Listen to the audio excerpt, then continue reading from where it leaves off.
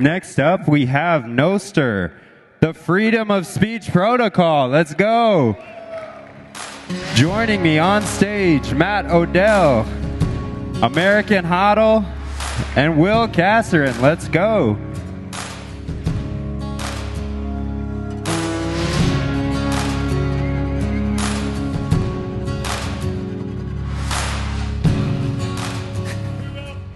So we are the main event, guys. We followed Donald Trump at the Bitcoin conference. And it wasn't a scheduling conflict. Everybody in the room right now is, these are the true cypherpunks. Not political NPCs. True. These are the real ones right here. Everyone in this room is on Noster, right? That's what I thought. By the end of the talk you will be, that's for sure. So briefly, guys, let's go down the line and introduce ourselves for anyone who doesn't know. This is Will Casarin. Yeah, I'm Will. I made Zaps, and I'm banned in China, I guess. I'm American HODL. I use Will's app, and I shitpost on it. That's about it. I'm Matt Odell, co-founder OpenSats, managing partner at 1031, a venture fund that's mostly focused on Bitcoin, but we dabble in Nostr. And I'm one of 2 people on this stage that have deleted their Twitter account.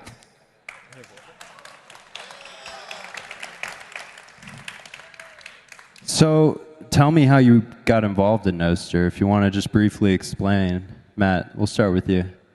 Okay. Well, first of all, I want to thank this packed room for staying till the end. It's wonderful to have you all.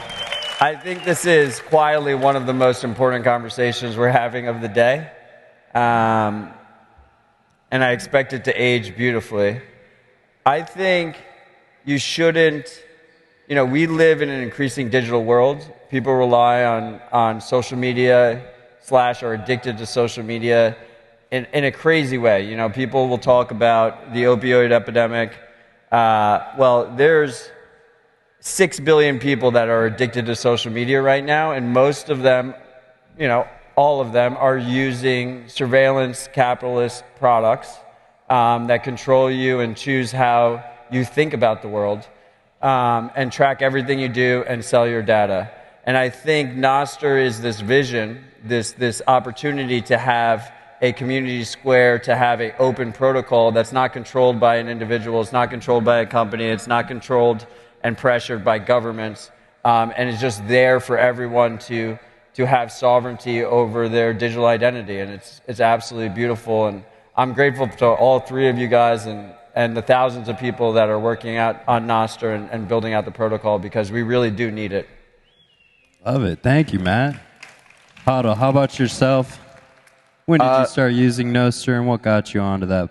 Yeah, protocol? for me, I think the freedom aspect is the thing I love, or that drew me to Nostr, I should say, in the first place.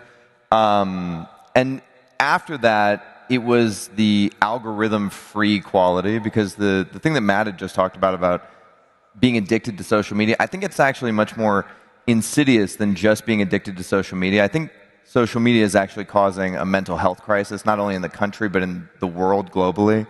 I look at things like the COVID pandemic response, and to me, that's the first, sort of global mass media, social media hysteria.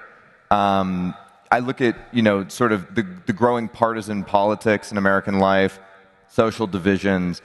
I see people trend in this direction towards, being more mentally unwell the more time they spend online. It used to be that the internet in the 90s, late 90s, and the early 2000s, when many of us got on the internet for the first time, that it was a escape from your real life. And it's now the case that your real life is an escape from the internet.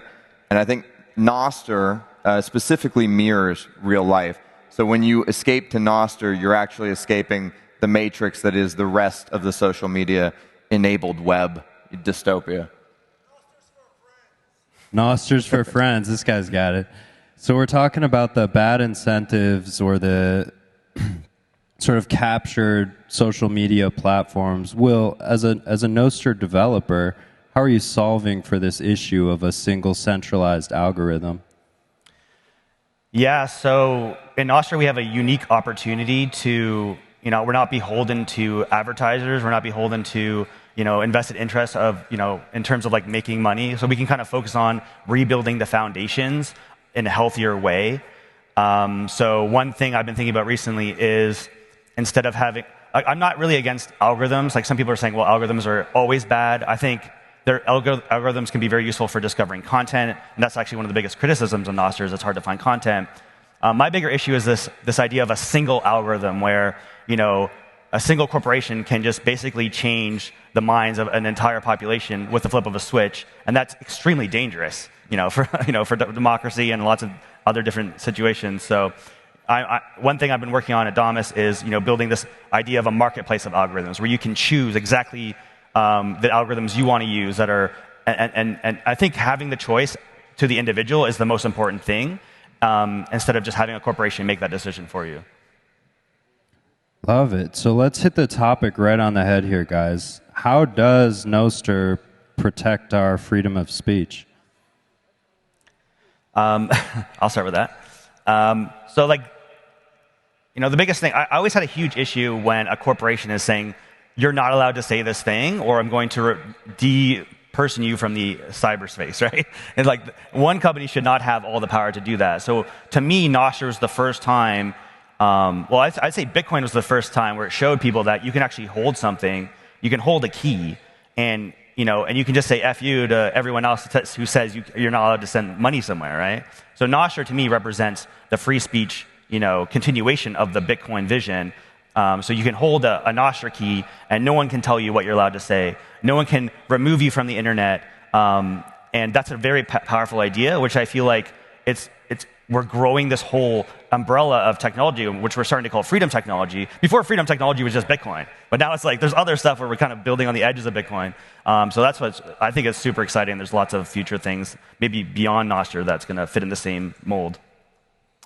I think Will really hit the nail on the head there, but just to pull it back, just for something that is just really much easier to understand, with Nostr, you have this private key.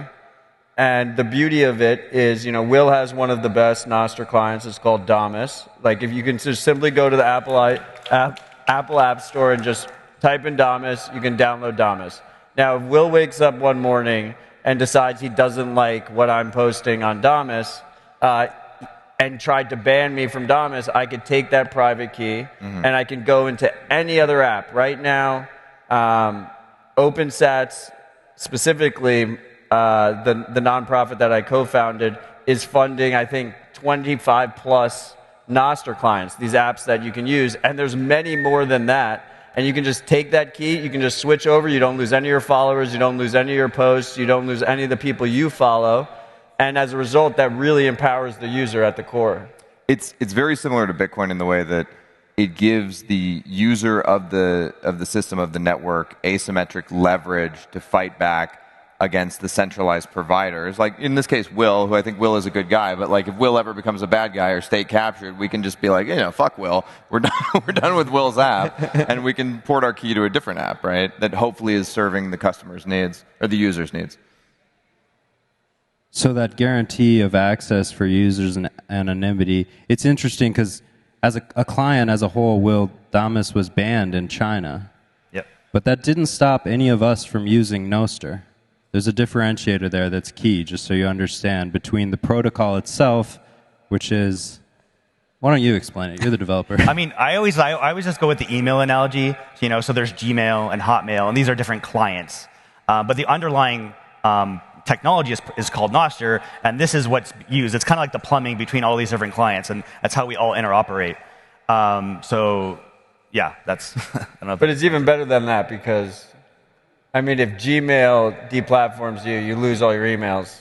Right. Yeah. You lose your address book. You lose all that stuff. And the reason they can do that is because when you send an email, or they control that data, right? They can remove the data because at the fundamental level, you don't have a cryptographic signature over that data. So what I feel like Nostr does, it gives you your ownership back over your data because of that signature, and all those different servers just become kind of dumb databases that just store duplicate versions of your data because they can't modify the data, they can't change it. So it really is, again, like that asymmetric difference where it gives power back to the individual. And that is fundamentally the most interesting thing about Nostr. And actually not a lot of other technologies have this other than Bitcoin. I can't think of many other online applications that have this property. If you're using Nostr right now, like you truly are on the bleeding edge, because this AI-enabled world that we're already living in now and we're only going to live in further going forward, you know, the fact that we have cryptographic signatures tied to identity on Nostr, I can be very confident that when I see a post from Matt, if I've actually gone and checked that it's Matt's signature there, that it's actually Matt talking, right? But on Twitter, I don't have that same confidence level. And we also seem to have like these, you know, ever since ChatGPT went live a few years ago, like it's just all Pentagon-funded ChatGPT bots on Twitter. I feel like I'm talking to all the time. Yep. And so you don't get an appropriate level of discourse there either. And it's like, as the world becomes more AI focused and these LLMs begin to take over, regular people are going to have to get comfortable with cryptographic signatures, because that's going to be the only way to authenticate. If you get, like, say, a phone call from your daughter and she's like, I've been kidnapped in Mexico and I need 10,000 Bitcoin, you know, whatever.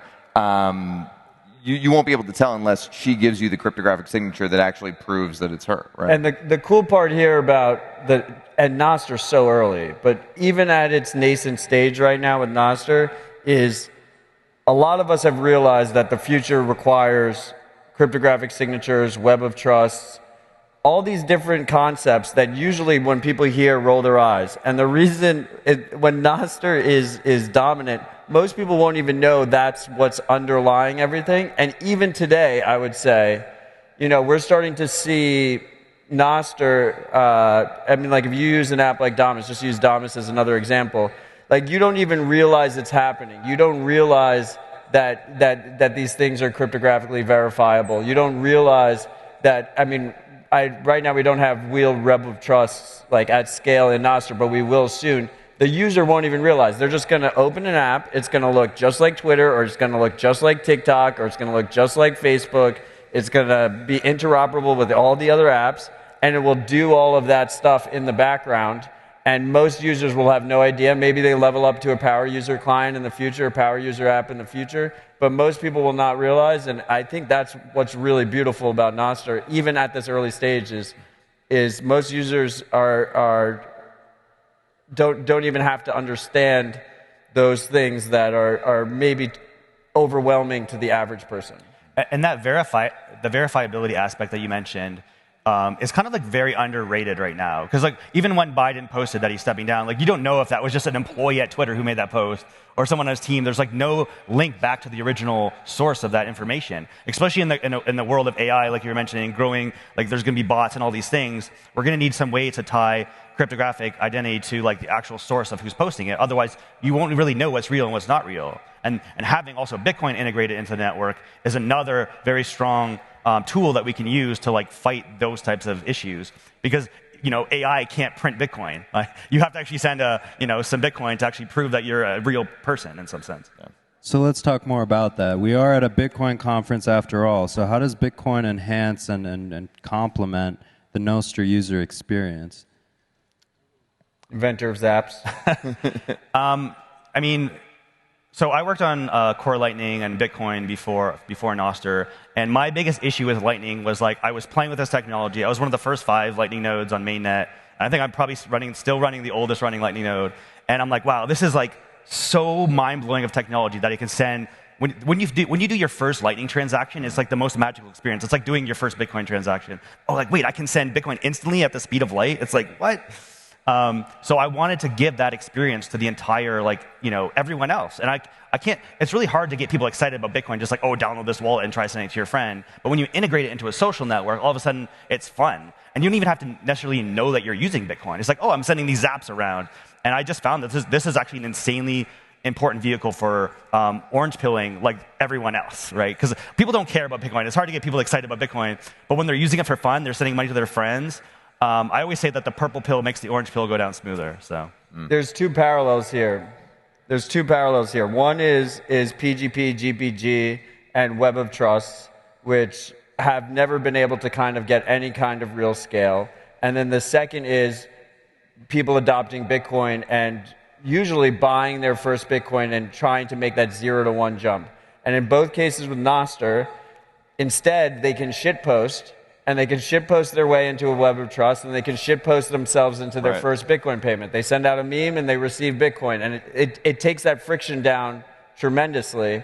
And the fact that you have an interoperable communication protocol mixed with interoperable censorship-resistant freedom money is incredibly powerful, and I think we've just barely scratched the surface on what happens next. Yeah, plus the idea of like a social wallet now is like this crazy new concept that I think we've only begun to scratch the surface on entirely. And like likes are cheap. Likes are meaningless. They mean nothing, right? But when you send somebody fractions of the scarcest currency on earth, right, that means a lot. And the more you send, the more it means. And for me, when I value somebody's post on Nostr, I make sure that I send them money in a value for value transmission format so that they can know that I valued this type of content and I'd like to see more of it in my feed and coming from them. So there's a direct incentive there. I think our biggest zap was like 20 million sats, so like 0.2 Bitcoin. Like imagine just doing a shit post and you get paid like $10,000. Yeah. It's like this is the world that is being created, and it's insane to think about. That's where we're headed. Yeah, so if you're a content creator in the audience, the incentives are there. This is economic signal over virtue signal. That's right. You receive, I think we all probably receive, a small amount of Bitcoin daily just for posting, I don't know, about our lives, about Bitcoin, about Noster. What's that? Sandwiches. Sandwiches. Yes, and posting about sandwiches. Thank you, Carla. Oh, Footster. Footster's, yeah. Footster. If you want to make money selling pictures of your feet, like Noster is the place to do that. Yeah. Hashtag Footster. I haven't made can't any talk money about yet. You try it. Yeah. I think we might have the rowdiest crowd of the day out here. They're small, but they're proud. It's the Nostr way. They're uncensorable. We can't censor.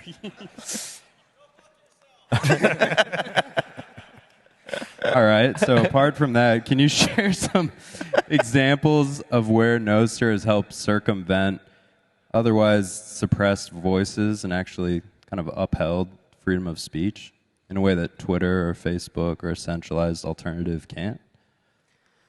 Yeah, so it's interesting because once we launched in the App Store in China, we were basically instantly banned from the Chinese mainland App Store.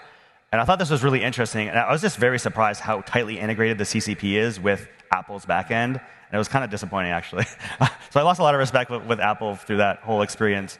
But every now and then I would receive a message from mainland China and be like, we're still here. Like I would get a DM. It's like, we're still here. Because you can't stop Nostr. Like you can download it any other client and still use it. So that just gives me hope that people who are under censorship, like this is a tool for them to use. Not a lot of people know that it's a tool yet, but we're trying to spread the word, and yeah, it's going to be amazing for the fight against censorship. Yeah, and I think one of the key features here, if you go to the App Store and download Damus today, I believe still in the user agreement. Do you want to tell them it's very exciting to read that user agreement? Oh, our user agreement? Yes. Yeah, it's just I don't think we it's basically like we're not tracking you and. Yeah, we don't collect any information about you. Yeah. That's it. It's one sentence. Right. That's how it should be. No, I mean, honestly, the pervasive surveillance capitalism, it's just been so normalized among engineers within big tech. It's like, oh yeah, we'll just track all your eye movements and your cursor movements, and it's just we're going to use that to optimize, selling things to you. Like imagine using you buy a app like a fridge or a toaster, and it's like tracking everything you're doing, the way you're opening the door. It's just creepy. Like why has that been normalized? So we need to get back to just human-friendly design and human-friendly apps. Not only is it creepy, but it's stupid and pointless. You know what I mean? It's like we literally are living in an Aldous Huxley Brave New World style simulation, and what do the runners of the simulation choose to do with it? Sell us more Nikes? It's stupid and pointless, So how do we scale this thing? What are the barriers to mainstream adoption of Noster? I mean, I'll start off here. I mean, I think, and maybe it's the bias, right? And I know we're all Bitcoiners, and that's one of the cool parts about Noster, is that when I first started off in Bitcoin, there was this thought, there was this thesis, there was this shit post, right? The constant shit post of, Bitcoiners Like first we find success with Bitcoin, and then from that point we ideologically change the world for the better. And for me, Nostr is that first child project of Bitcoin, right? It was created by Bitcoiners. The majority of the developers are Bitcoiners. It's being developed out by Bitcoiners. It has Bitcoin integrated into it. And when you go from that lens, because I almost treat everything from a Bitcoiner lens, because that's what Bitcoiners do, we build out the tools. We make the tools as easy as possible to use. And then the alternatives just get worse and worse and worse. And so what I expect to happen is censorship only increases from here. Surveillance and control only increases from here among big tech. And as that happens in waves, I expect us to get more and more adoption. And I think it's easy to get frustrated, right? But these things take time. Like if people are stuck in their ways and they're used to the status quo, they need real movement to, you know, they need, unfortunately, they need pain to move to a better alternative. And the important thing is we need to be ready with the tools, and we need to be ready with the education when they are ready, when they realize that. Yeah. I think this is a key thing, is that like Elon Musk's intentional shifting of the Overton window by buying X and escaping at least the, you know, left-dominated control of most social media platforms has widen the conversation in a way that makes the powers that be deeply uncomfortable. And I think they are going to come for Musk at some point, and they are going to come for X at some point, and they're going to try and, you know, neuter it in its crib, essentially. And when that day comes, Noster is the credible backup plan to X, you know? Yeah, I mean, like, you know, Elon is, if censorship is possible, then it's always going to happen. So, you know, there's could be promises in the short term, but the minute he's, you know, focuses on other things, like he's running like 3 other companies, he's probably just going to hand it off and like, hey, you take care of it, and now you're going to go get censorship back. The only way to stop censorship is to make it impossible. And this is what Nostr represents. We're making censorship impossible again, and so that's the important thing. Fuck yeah. Fuck censorship. So that gets a big pop here at a Bitcoin National Convention, sort of MAGA rally. But there's a very real contingent that thinks that freedom of speech is dangerous. You know, you could run into content, maybe even words that might hurt you somehow. So I'm curious, how does Nostr deal with moderation? How is that handled? Yeah, I mean, I've seen some Footster posts, and I've been like, maybe we should bring a little bit of censorship back. But you know, at the end of the day, it comes down to individual responsibility to mute the things in your feed that you don't want to see. That's just the easiest thing to do, and it just makes the most sense, because it doesn't make sense to have a team, a trust and safety team of like basically a bunch of teenagers who don't know anything, and they're making all these decisions on behalf of the entire population. That's just not going to work at scale. So it really comes down to individual responsibilities, and also just maybe software tooling. If you know, we can leverage tools to make it easier for people to, you know, don't show things they don't want, that doesn't need to, that we don't want to see, right? But that's going to be up to the individual, not just someone else making that decision for you. And web of trust, yeah. There's this sort of, you know, with ultimate freedom of expression, there's this idea that these unfettered conversations or, you know, unfettered ability to post would lead to the most horrible things you can imagine. And in fairness, I have seen some of the most horrible things you can imagine on Nostr. One time somebody posted a picture of a woman fucking a dog, which is not something I wanted to see. But then I just hit the mute button. I did my own content moderation. And for the most part, people on Nostr are not posting content that is that extreme and awful. They're usually posting things like, I'm going for a walk. I had a great day. You know, I'm watering my plant. Like very boring stuff, right? Because most people are just calm, nice, quiet people who don't want to bother anybody. But when, you know, you can feel the boot of censorship on your neck, if you have any, you know, heart, you're going to fucking feel like, how dare you? How dare you limit my ability to say what I want to say? I'm a free person. I'm not a slave. I don't have to let you tell me what is and is not acceptable speech. I'll say whatever the fuck I goddamn please, right? And it turns out when you go on Will's app or you go on anybody's app on Nostr and you can say whatever you want, you go, you know what? I love humanity. I like, you know, maybe I'll go for a nice walk today.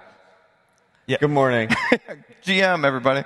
Nostr is surprisingly nice considering there's no filter at all. Yeah. And that's so bizarre to me because you would expect the opposite, but it's like Nostr is like the nicest place to be, really. I think the key here is you can do moderation at the edges.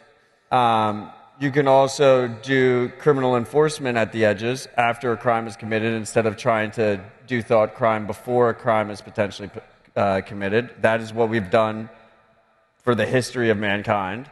And even like little simple things like a user controls their mute list, right? So if a user controls their mute list, they can choose if they never see a post from a certain account or a certain identity, right? I guess we shouldn't call them accounts. Having the ability to subscribe to a friend's mute list or subscribe to an organization's mute list takes that out of the hands of one central controller deciding if Elon decides if you speak, or if Mark Zuckerberg decides if you speak, or if the CCP decides if you can speak. And it brings it to the user who can choose, who they want to trust and how they want to interact with the protocol. Yeah, like leveraging the powers of Web of Trust is like one of these really new ideas. Well, it's not new, but in Nostr we haven't really applied it that effectively. But very soon, like your group of friends will be like, okay, I'll trust them to make some of these decisions for me if I choose to. And that just happens to be very powerful and very scalable to the entire world because different parts of the world might have different opinions on what's acceptable and what's not acceptable. And that's really the only way to do it, I think. So Nostr is admittedly a pretty niche community, and I think my experience on there has been very, very fun, like you said, very safe, very, super fun and nice. Everybody's so nice. It's like the opposite of X. And some of that is a function of it being a niche, pretty similarly aligned community, mostly Bitcoiners. I'm curious, how do we scale and start to include more communities and capture basically a broader market and a broader user base? It's kind of tricky because one of the first things like a non-Bitcoiner, when they join the network, they're like, oh, this is just a Bitcoin social network. And like there's that struggle where it's like we don't want to scare people away by saying Bitcoin, Bitcoin, Bitcoin, because we're so enthusiastic about it, but it kind of scares a lot of people away. So one thing I've been thinking about is maybe having a way to visualize the entire network of like groups of people. So you see the group of Bitcoiners, but you don't have to join that group. Maybe you can. There's like a group of like people interested in sports, and then you would join that group instead. More visualization tools for the network would help a lot for onboarding people who might not be interested just in specific things like Bitcoin. I do think that first of all, it's twofold. When you're talking about network effect, we don't necessarily need to get 100% of the world right away. I think there's a critical mass number, right? There's like if we hit 5% or 10%, if you post something interesting on Nostr, it's going to be cross-posted across all the centralized platforms as well, because those people are going to want to get engagement out of it. And the reverse is also true. I think if there's interesting content that's posted on X or posted on TikTok or posted on Facebook, people will bring it over to Nostr for that engagement and for zaps. They'll get Bitcoin payments. Like if there's an interesting news story or something that posts, like people are incentivized to bring it over to Nostr. We don't need all of those people right in the beginning. So to conclude, final thoughts, why should everyone in this room use Nostr? And everyone watching on the live stream, why should they all download a Nostr client? Perhaps it's Damus or Primal. Why should they use Nostr? Well, if you don't like being told what you're allowed to say, I feel like a lot of Bitcoiners might, have this feeling. I think it's the only place you can truly feel where you can just say whatever you want to say and you can't be censored. And that in itself is just so important for a free society. And if you believe in those ideas, then just try it out and see what it. I think you earn some Bitcoin as well. So I would 100% co-sign what Will just said, and I would also say like the vibes are super good on Nostr. It's just a really pleasant place to hang out and spend time. You don't come off of it feeling like you need 10 showers because you just saw 90 murders on X, which happens to my X feed all the time for some reason. Same. So when you're on Nostr, there's just good quality, like-minded people having good, normal discussions, and it feels like a real online community. And I know that sounds trite and cheesy, but we have a good thing going here, and basically leave Nostr better than you found it. I love it. I would just leave the audience with some actionable first steps, just play around with it. It can't hurt you. We have Damus, it's a client on iPhone. We have Amethyst is a client on Android, one of the top Android clients, and then we have Primal, which is a client that is both on Android and iPhone. Just search for it in your favorite app store. Make a new identity, make an NSEC, and just play around with it. Be the change you want to see in the world. Onboarding is fast, too, because you don't have to give in any personal information. It takes a few seconds, private, public, key pairs generated. It's very fun. So I highly recommend everyone give it a shot. Super cypherpunk thing to do. Noster is freedom of speech, people, and this is a powerful, powerful protocol, and I want to see all of you using it with us. Thank you for joining us, gentlemen. Thank you. That's it. Thank you, Alex. Thanks, Have a guys. great evening, everybody. Thank you for staying. Whip. Next year, we are bringing the Bitcoin conference to the American West, Las Vegas. The brightest minds in the world will converge to deliver Bitcoin history.